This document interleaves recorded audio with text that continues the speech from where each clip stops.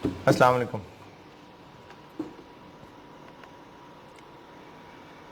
दुरूद शरीफ पढ़ लें।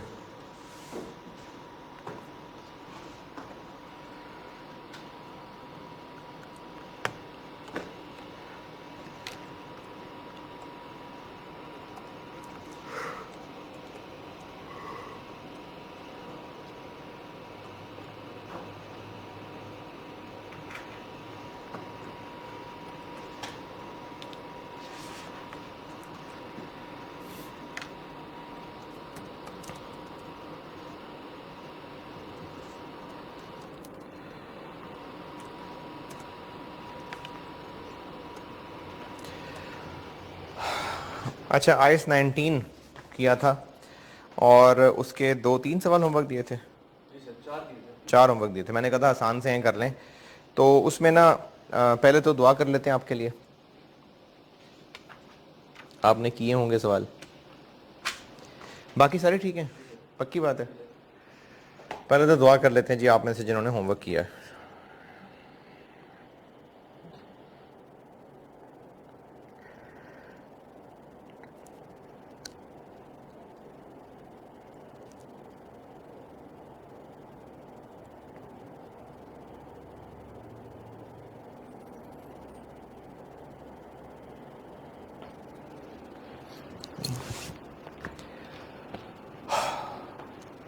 अच्छा, उसके अलावा ना ये ना आईएस 19 ये चूंकि रिवाइज हुआ था, तो यासिर साहब की बुक में जो सवाल उन्होंने डाले हुए हैं, कुछ सवाल चेंज उन्होंने किए हैं, कोशिश की है चेंज करने की, लेकिन कुछ में गड़बड़ हो गई, प्रॉपर चेंज नहीं हो सके, सॉल्यूशन कुछ चेंज नहीं हो सके। तो ये 2 सवाल मैं चेंज कर रहा हूँ।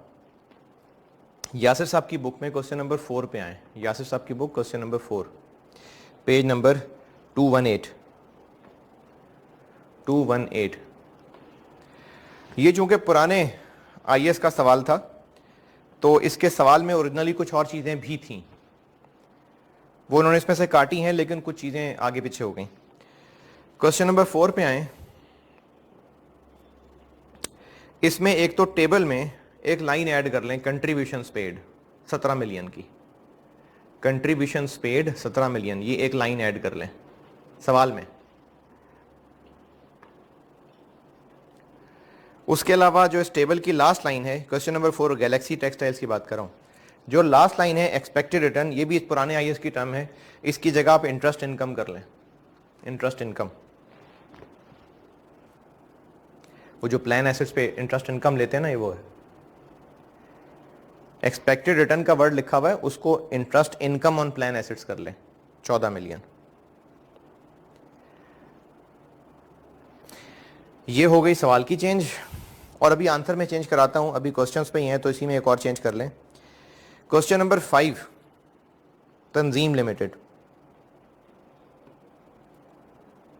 तंजीम लिमिटेड,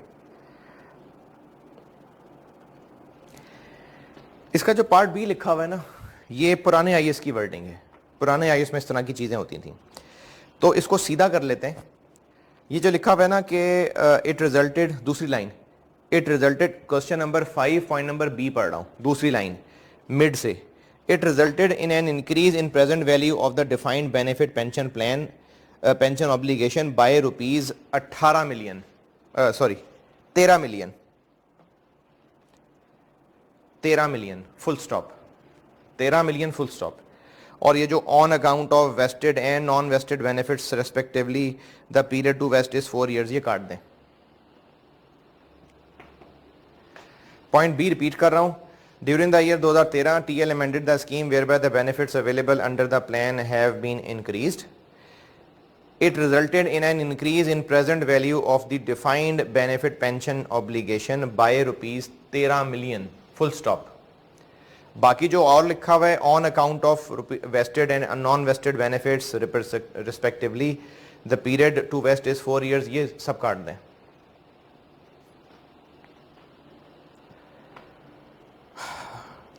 और इसका जो पॉइंट डी है वो भी ऐसे ही दिया हुआ है, ये पुराने आईएएस की चीजें थी। अब सोल्यूशन पे आए इसके, क्वेश्चन नंबर 4 के सोल्यूशन पे आए। पहले question number 4,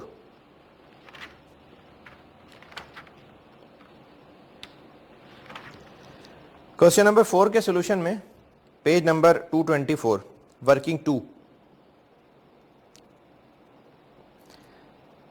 contribution during the year, ये जो ब्रैकेट में लिखा है 15 + 2, ये ब्रैकेट वाली फिगर काट दें, बस कंट्रीब्यूशन है जो मैंने आपको सवाल में ऐड करवाई है। और फिर इसके नीचे ये जो एक्सपेक्टेड रिटर्न लिखे हुए ये मैंने आपको सवाल में कटवा के इंटरेस्ट इनकम कराया है बस।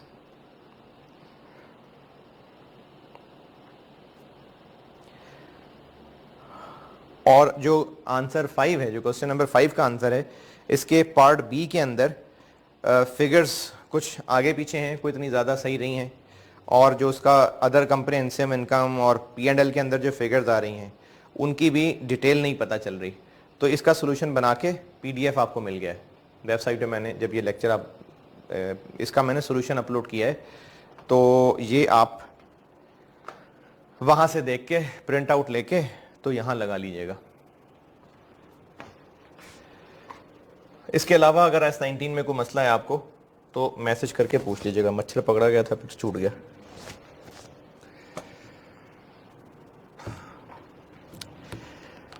अगला टॉपिक शुरू करते हैं, और ये जो अगला टॉपिक है ये IAS 19 ही का एक टुकड़ा है, IFRIC 14।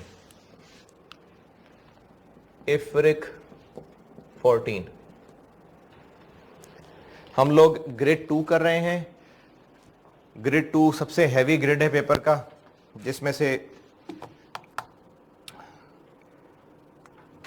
3 सवालों की उम्मीद रखें आप। और इसमें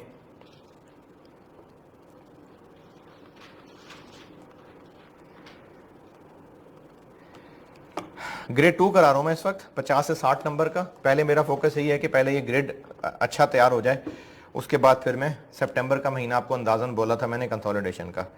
अच्छा, इसमें ना मैंने चूंकि पहले भी एक लेक्चर में कहा था कि पहली दफ़ा पढ़ा रहा हूँ, कोशिश अपनी तरफ से जान मार रहा हूँ, कोशिश कर रहा हूँ कि आप लोगों को, अगर आप इतनी उम्मीद से मेरे पास आए हैं, ख़ासतौर पर जो मेरे पुराने स्टूडेंट्स हैं वो जानते बूझते आए हैं कि सर पहली दफ़ा पढ़ा रहे हैं, तो भरोसा करके आएँ।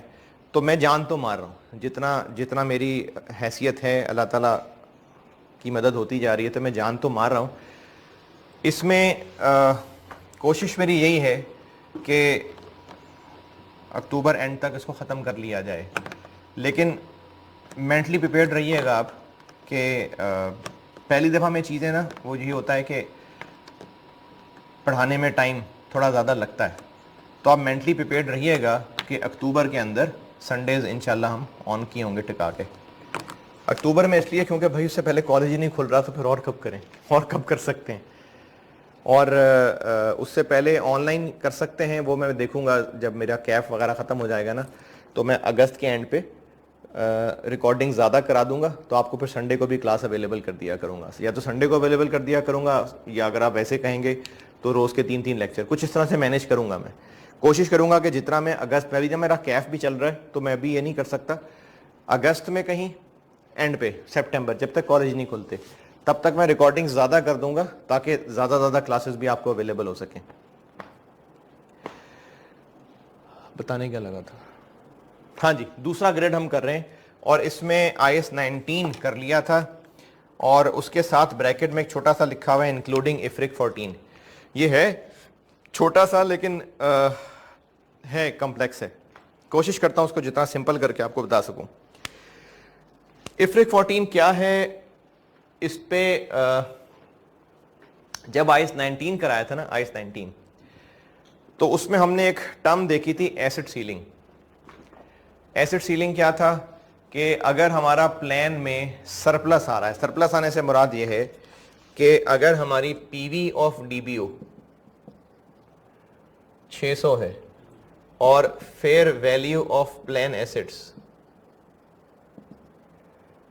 750 है, तो ये 150 सरप्लस है, fair value of plan assets ज्यादा है। इसके लिए एक टेस्ट था, उसमें आपको एक अंग्रेजी का जुमला लिखा मिला था कि हम लोग PV of economic benefits available in form of refunds और रिडक्शन इन कंट्रीब्यूशंस, IAS 19 के जो नोट्स दिए थे ना, उसमें मैंने एक जुमला लिखा हुआ था। ये हमारा एसेट सीलिंग के नाम से मैंने आपको बताया था। तो अगर एसेट सीलिंग की फिगर इस 150 से कम आ रही है तो हमने इसकी एक एसेट सीलिंग एडजस्टमेंट की थी जो कि OCI में जाएगी। ठीक है, IS 19 में पढ़ा था ये। इस 140 का एक तो पहले कोई सवाल नहीं था IS 19 के अंदर, यानी IS 19 में इसका कोई सवाल नहीं था। तो जब सवाल नहीं था तो IS 19 में इतनी गहराई में हम गए भी नहीं।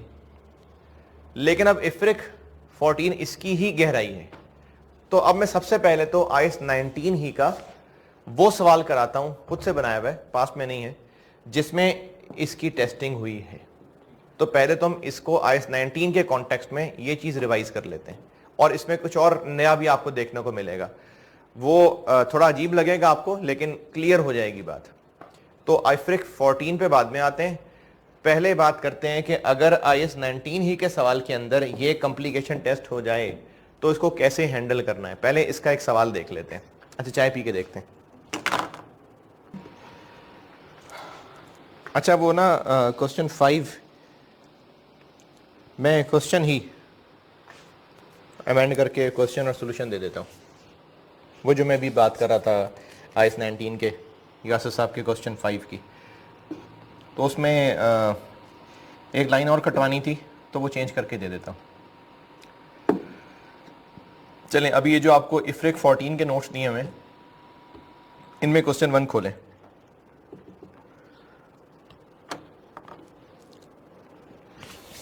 क्वेश्चन नंबर 1,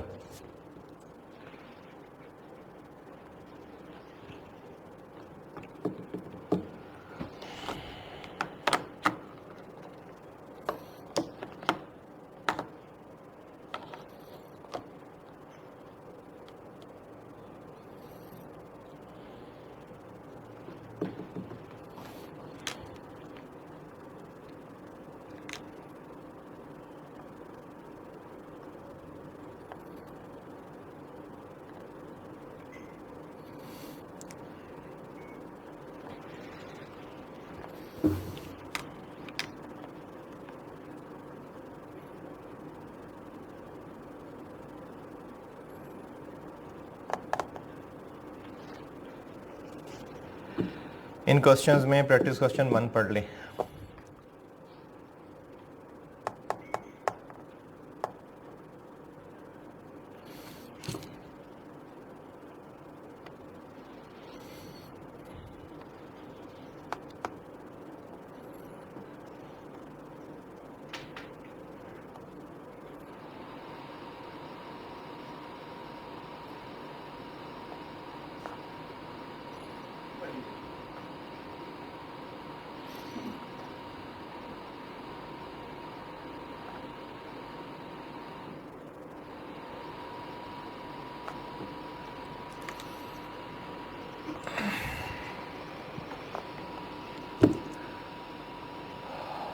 पढ़ लिया?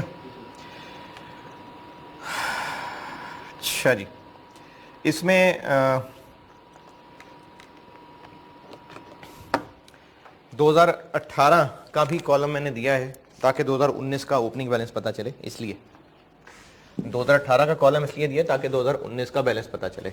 ये जो अभी सवाल करा रहा हूं ना, ये सच IFRIC 14 नहीं है, ये मैं IS 19 में, चूंकि ये एसिड सीलिंग पे कोई सवाल नहीं था, मैंने तब गहराई में बात की भी नहीं थी क्योंकि IFRIC 14 जो है, तो अब इस पे बात करते हैं। तो ये IS 19 ही का सवाल समझें आप। बैलेंस शीट में 2020 और 2019 दोनों पूछे ना, कंपैरेटिव भी पूछा है। SOFP और SOCI बनाना है। SOFP में या तो नेट डिफाइंड एसेट आएगा या नेट डिफाइंड बेनिफिट लायबिलिटी आएगी। देख लेते हैं कौन सा होगा। पीवी ऑफ DBO कितना है दिया हुआ है? 20 में कितना है सर? 20 रुपीस इन मिलियन है सर।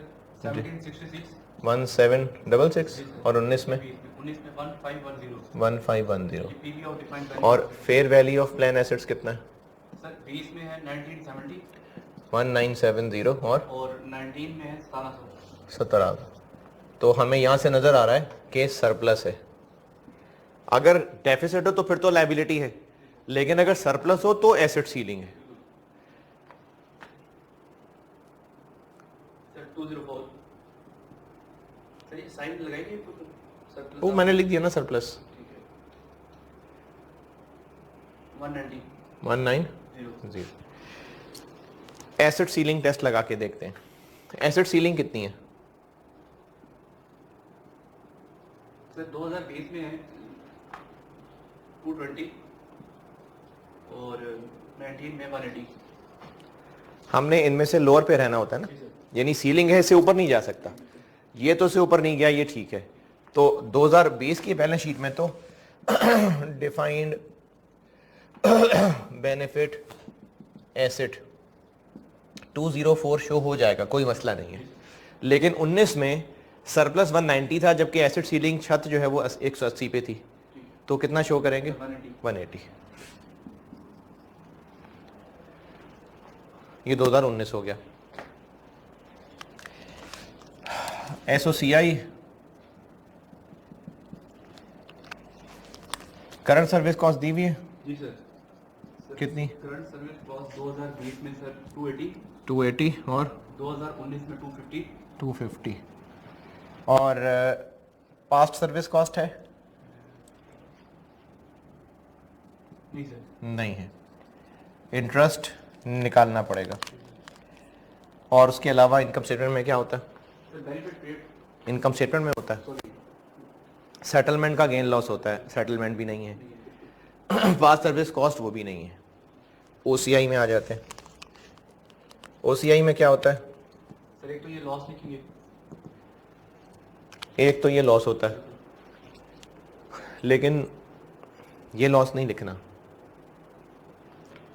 अब आज गहरी चीज देख रहे हैं ना, ये लॉस नहीं लिखना।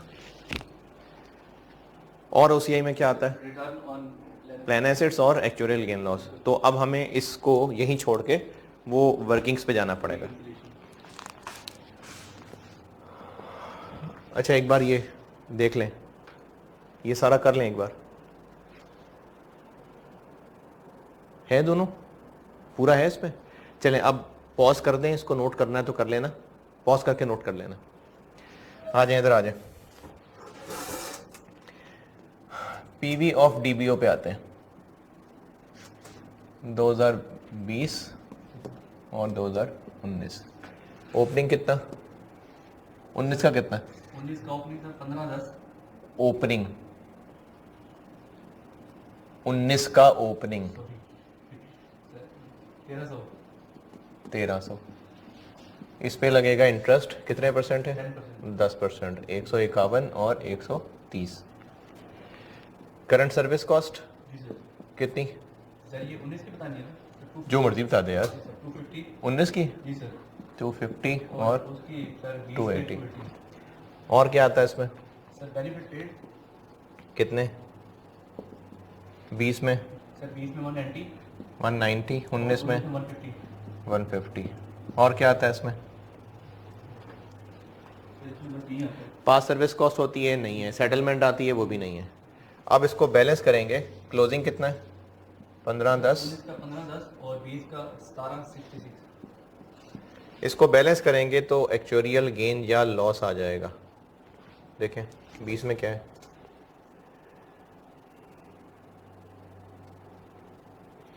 सर 19 का -20 19 में। अच्छा ज़रा सोल्यूशन भी चेक करते रहना कि सही है कि नहीं।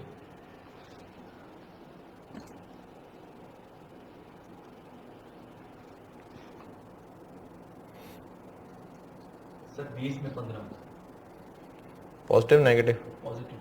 पॉजिटिव।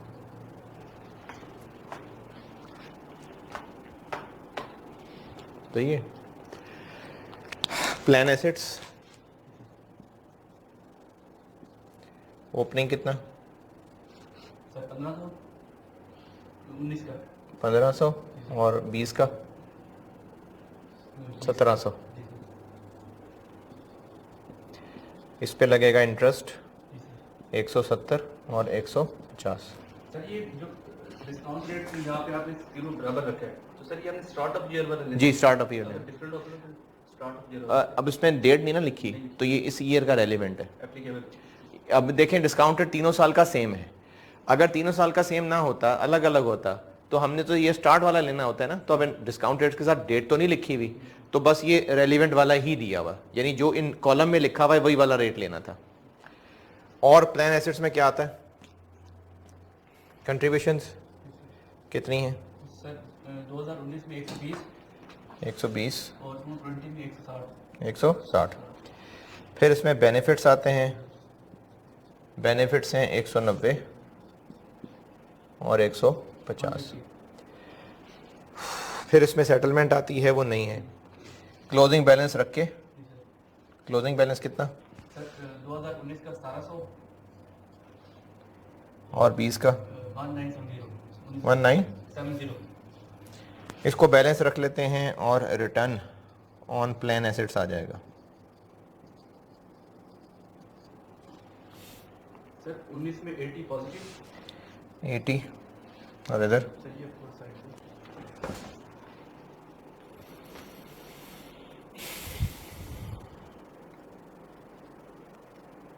Sir 130 positive 130 positive.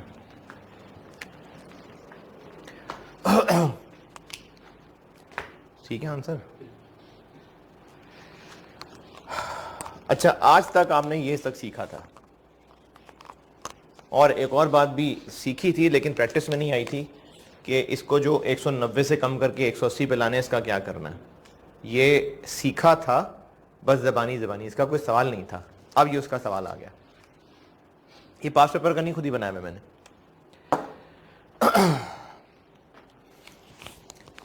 जिस तरह इन दोनों की एक मूवमेंट होती है ना, ये जो एसिड सीलिंग दिया हुआ है, इसकी भी एक मूवमेंट होती है। इस एसिड सीलिंग की भी एक मूवमेंट होती है। इनफैक्ट एसिड सीलिंग की मूवमेंट नहीं होती, जो हमने एसिड सीलिंग की एडजस्टमेंट की होती है उसकी मूवमेंट होती है।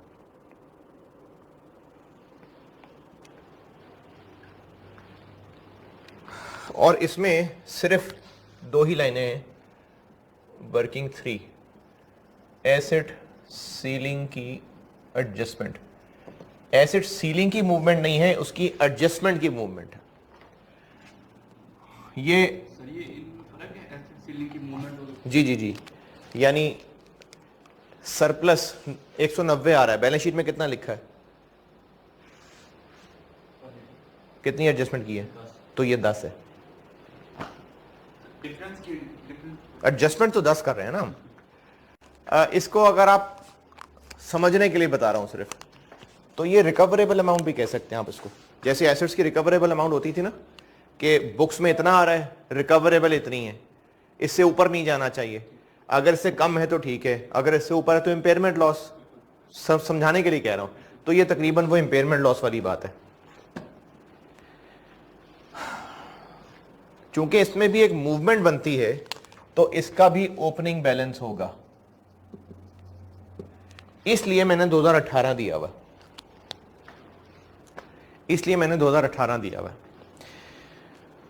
2018 को देखते हैं। 2018 में पीवी ऑफ डीबीओ कितना था सर 1300 और प्लान एसेट्स कितना था? 1500। यार ये रेड मार्कर सही नजर आ रहा है, कोई मसला तो नहीं है? ये क्या बन गया?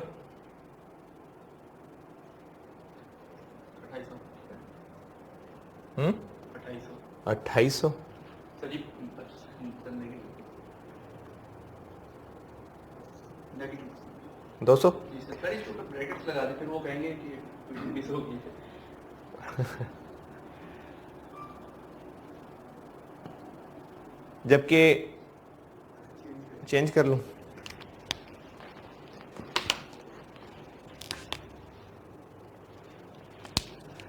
जबकि एसिड सीलिंग कितनी है?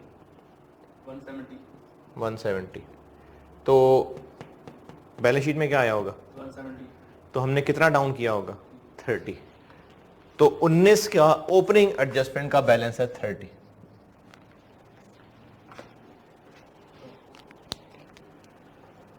हमने एडजस्ट किया हुआ है ना।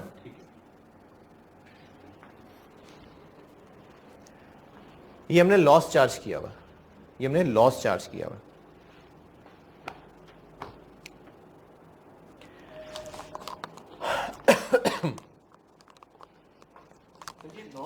लॉस तो फॉर द ईयर होता है ना, ये चार्ज तो नहीं। एक्यूमुलेटेड इम्पेयरमेंट लॉस, ये आप एक्यूमुलेटेड इम्पेयरमेंट लॉस की तरह की चीज समझ लेना तो हजम करने में आसानी रहेगी। ये किन के ऊपर था? इन दोनों का डिफरेंस था। ये जो सरप्लस है ये इन दोनों का डिफरेंस है, और ये कब की फिगर्स हैं? ईयर एंड की। और एसेट सीलिंग पढ़े, अंग्रेजी क्या बताई हुई एसेट सीलिंग की? मैंने सवाल से ही पढ़ने, वैसे सवाल में जो एसेट सीलिंग दिया हुआ, पीवी, पीवी, ये पीवी होती है। इफ्रिक्स 14 में खुद निकालना सीखेंगे। अगर आइस 19 का सवाल है तो होपफुली गिवन हो, इफ्रिक 14 में खुद ही निकालना सीखेंगे। तो ये पीवी है, और अगर पीवी है तो साल गुजरता है तो उस पर इंटरेस्ट पड़ता है, तो इस पर इंटरेस्ट भी पड़ेगा। सर ये भी स्टार्ट ऑफ ईयर वाला? जी जी, वही वही सेम। जो इन पे इंटरेस्ट है ना, ये बिल्कुल वैसे ही इंटरेस्ट है। कितने परसेंट? 10%, 3।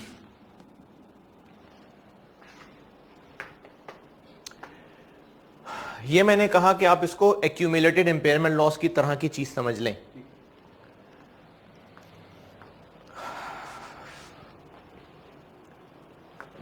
इधर रखा है ना कैमरा, ठीक है, चलें अभी चलें। 19 में आके ये 190 का सरप्लस था और एसिड सीलिंग 180 है। कितना डिफरेंस? 10 का। ये 190 और 180 फॉर द ईयर फिगर है या एज एट है? As at. तो इसका जो डिफरेंस एडजस्टमेंट है 10, वो फॉर द ईयर है कि वो भी एज एट है? वो भी एज एट है। तो एक लाइन छोड़ के ये क्लोजिंग आएगा।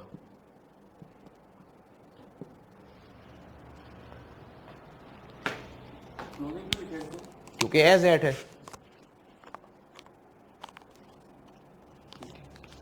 इधर दोबारा आए। 2018 में सरप्लस का बैलेंस फंड में इतना बनता था, जबकि एसेट सीलिंग 170 था। मैंने कहा आप समझने के लिए कह सकते हैं कि ये कैरिंग अमाउंट और ये रिकवरेबल अमाउंट, तो इनका डिफरेंस आ गया, लॉस टाइप चीज आ गई। 18 में लॉस चार्ज कर दिया। अब वो 18 में एक्यूमुलेटेड इम्पेयरमेंट लॉस भी 30 है ना, यहां आते हैं। Carrying amount 190, recoverable 180। लेकिन जो कि ये एक्चुअली तो रिकवरेबल और कैरिंग अमाउंट नहीं है ना, वो तो वैसे बस समझाने के लिए रिलेट कर रहा हूं। ये फिगर फॉर द इयर्स हैं कि एट एज एट है। तो जब ये एज एट हैं तो उनके दरमियान डिफरेंस भी एज एट है। अगर ये क्लोजिंग फिगर्स हैं तो उनके दरमियान डिफरेंस भी क्लोजिंग फिगर है। तो ये जो 10 का डिफरेंस है, ये अब यहां पर 10 का डिफरेंस आ गया। ये क्लोजिंग है। हमारा एक्यूमुलेटेड लॉस 33 हो चुका था, 10 पे लाना है उसको। सर और 23 का और लॉस दिखेंगे और कर दूं? 33 को 10 पे लाना है और लॉस कर दूं? एक्यूमुलेटेड लॉस 33 से 10 पे लाना है, 23 लॉस रिवर्स हो जाएगा ना। तो ये जो लॉस 23 रिवर्स होना है ना, ये है जो ओसीआई के अंदर एसिड सीलिंग एडजस्टमेंट आती है। ये रिवर्स क्यों किया हमने? क्योंकि हमने इस लॉस को कम करके 10 पे लाना है, ठीक है। तो हमारा लॉस रिवर्स हो रहा है। ये जो 23 की फिगर है, ये ओसीआई की फिगर है। अगर कम करना है तो ये गेन आएगा, बढ़ाना हुआ तो ये लॉस होगा। ये बात आइस 19 में जरूरत नहीं थी जानने की, आइस इफ्रिक 14 में जरूरत थी, इसलिए अब यहां पर आके बात हुई। ये ओसीआई की फिगर है। ये 10 अगले साल ओपनिंग बन गया।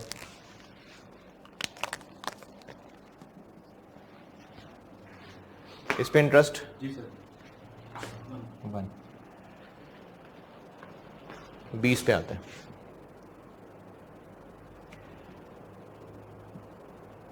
Surplus 204, ceiling 220। रखना है कोई लॉस या बस खत्म करते हैं? सर लॉस करना चाहिए ना, यानी लॉस रखें मजीद जी सर। या आप सरप्लस पे वापस चले जाएं? ये लोअर है या वापस सरप्लस पे चले जाएं? सर सरप्लस पे ही रहने देंगे। सरप्लस पे ही नहीं रहने दें, हम लोअर पे आए हुए थे पहले, बिल्कुल ठीक है अब सरप्लस पे जाएं या अभी भी सीलिंग पे रहें? सर, सरप्लस पे जाएंगे। अब वो लोअर हो गया ना, यानी पहले जो हमने लॉसेस रखे हुए थे अब जरूरत नहीं है ना उसकी। कितना क्लोजिंग चाहिए इसका मतलब लॉस? 0। ठीक है वो बिल्कुल। 0। सर जैसे हमने पीछे पढ़ा था जो लॉस रिवर्स करते थे, तो सर यहाँ पे भी रिवर्स करेंगे ना ऐसे? जी पहले भी 23 भी रिवर्स ही किया मैंने। फिर आप इसको 180 को 204 से कंपेयर क्यों कर रहे हैं? 180 को नहीं कर रहा, पिछले साल इन दोनों में से लोअर कौन सा था? सीलिंग। 180 पिछले साल 170 सीलिंग, तभी लॉसेस चल रहे थे ना। देखो हमारी बुक्स की फिगर ये है, हमें जबरदस्ती इसको इस पे लाना पड़ता है। ठीक है 17-18 में ये लोअर था, हम जबरदस्ती इस पे लाए। 19 में ये लोअर था, जबरदस्ती इस पे मौजूद है। तो इसका मतलब कोई लॉसेस हमने रखे हुए ना अपने पास, जो उसको कम करके इधर ले आते हैं। अब ये ऊपर चला गया, अब हम आराम से इस पे जा सकते हैं। और रेफरेंस देता हूं, इन्वेंट्री की कॉस्ट, उसकी एनआरवी। एनआरवी लोअर है, एनआरवी पे रखें। एनआरवी लोअर है, एनआरवी पे रखें। एनआरवी हायर हो गई तो कॉस्ट पे चले जाए ना। सर अगर आप यूं देखेंगे कि अगर क्लोजिंग बैलेंस निकल रहा है तो फिर हम उसको प्लस माइनस कर लेंगे। अब क्लोजिंग बैलेंस यहाँ नहीं निकल रहा था, क्लोजिंग बैलेंस की मतलब जीरो निकल रहा था, जीरो निकल रहा था, तो जीरो का ऊपर सारे खत्म करेंगे। आप जीरो से लिंक ना करें ना, आप ये देखें कि अब ईयर एंड पे क्या हमें कोई एक्यूमुलेटेड लॉस चाहिए जो यहां तक आ सके? चाहिए तो क्लोजिंग लिख लें, नहीं चाहिए तो इसका मतलब जीरो है क्लोजिंग। दोबारा सुने, सरप्लस जो हमारे इस बुक्स में आ रहा है और एसिड सीलिंग, अगर एसिड सीलिंग कम है तो इनके दरमियान जो डिफरेंस है ना वो हमारा एक्यूमुलेटेड सीलिंग लॉस है, वो हमारा एक्यूमुलेटेड सीलिंग लॉस है। अगर सरप्लस है, देखें अगर तो होता ना डीबीओ ज्यादा होता फिर तो ये टॉपिक ही नहीं है ना। ये एसिड सीलिंग का टॉपिक ही कब है? जब सरप्लस आ रहा है। जब सरप्लस आ रहा है, इसलिए मैंने तीनों साल में सरप्लस रखा हुआ है। तो अगर सरप्लस हमारा है और सीलिंग उससे कम है तो जो डिफरेंस है वो एक्यूमुलेटेड सीलिंग का लॉस है, एक्यूमुलेटेड, यानी वो क्लोजिंग है, उसको यहां रखेंगे। देखें जब ये फिगर क्लोजिंग है, ये फिगर क्लोजिंग है, तो फिर इसका जो डिफरेंस है वो भी क्लोजिंग ही रखना है। जी सर बिल्कुल सर, वो बैलेंस शीट की क्लोजिंग फिगर है तो ये भी क्लोजिंग तो क्लोजिंग ही है। तो जो सरप्लस और सीलिंग, अगर सीलिंग कम है तो जो इनका डिफरेंस है वो एक्यूमुलेटेड सीलिंग का लॉस है, वो ओसीआई की फिगर नहीं है, वो क्लोजिंग लॉस की फिगर है। एक्यूमुलेटेड इंपेयरमेंट लॉस टाइप चीज समझ लें आप, ठीक है। अब तो इनका डिफरेंस लॉसेस एक्यूमुलेटेड का क्लोजिंग है। यहां पर 30 था तो 18 में क्लोजिंग 30 था, वो यहां ओपनिंग बन गया। यहां 10 है तो ये 19 का क्लोजिंग 10, यहां 10 आ गया। 20 में ये ओपनिंग बन गया। 20 में सीलिंग ऊपर जा चुकी है तो कोई लॉस की जरूरत नहीं है, जीरो जीरो। लेकिन यहां से डिफरेंस जो निकल रहा है वो क्लोजिंग एक्यूमुलेटेड लॉस है, वो ओसीआई की फिगर नहीं है। ओपनिंग पे इंटरेस्ट लगाएं, क्लोजिंग वहां से देख के लिखें, और जो बैलेंस है ये वो ओसीआई की फिगर है जो हम रीमेजरमेंट के नाम से लिखते थे। सर पॉजिटिव आ रहा है तो ये लॉस आएगा।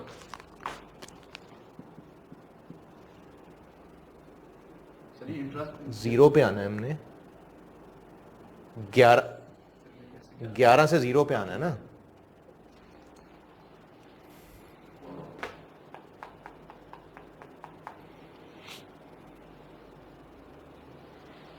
ठीक है, अच्छा जी।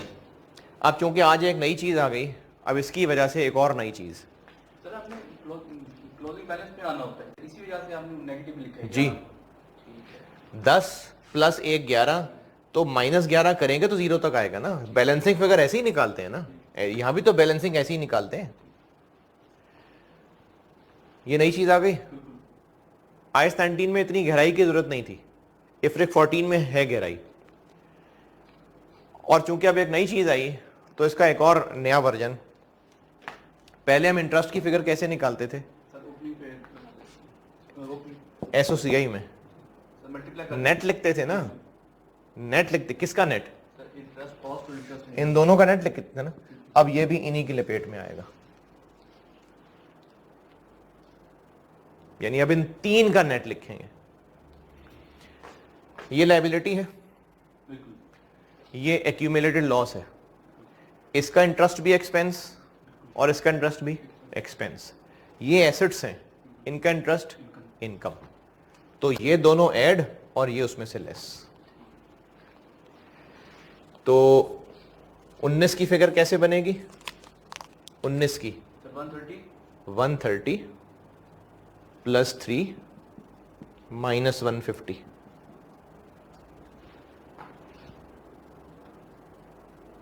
-70, यानी इंटरेस्ट इनकम हो गई। बिल्कुल।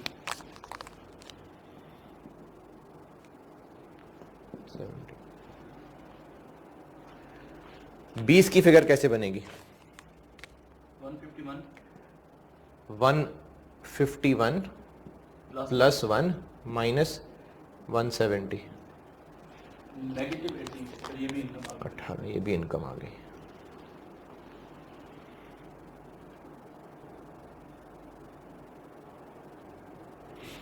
ठीक है, ओसीआई में आते हैं। ओसीआई में अब तक ये दो फिगर्स और ये तीसरी ये बताई थी, लेकिन ये पहले सॉल्व करके नहीं बताई थी, अब ये सॉल्व करके आ गई।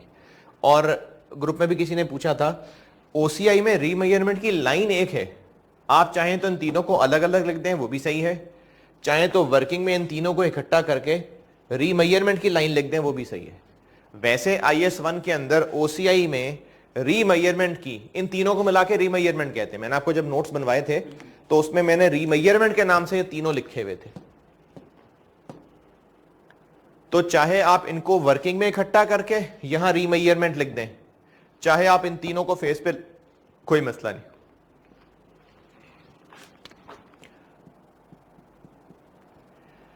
एक ये रीमेजरमेंट है एक्चुअरियल,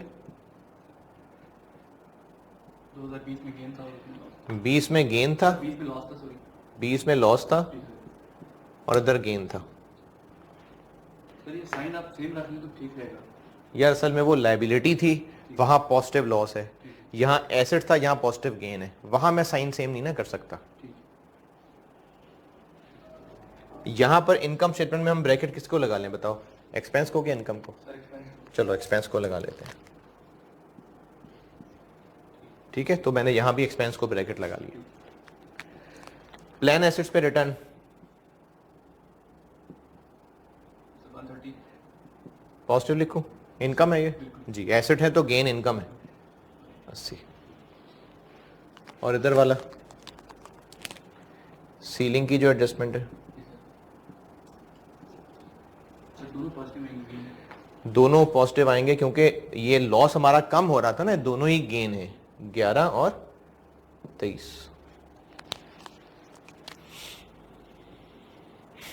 सर 126 123 देख लो आंसर पीछे सही है।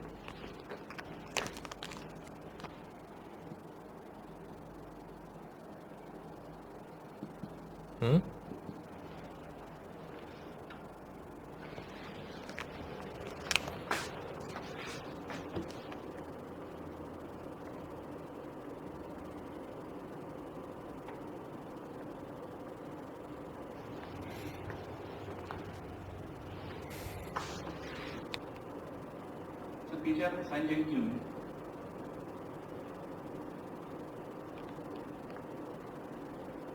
हाँ जी, वो ब्रैकेट गलत लग गया, ठीक है, लेकिन इनके पास सही पहुंच जाएगा। सर ये मेरी कैलकुलेशन की गलती नहीं थी। सही, कितना आ गया? सर ये 15 पीस 126 और 123 1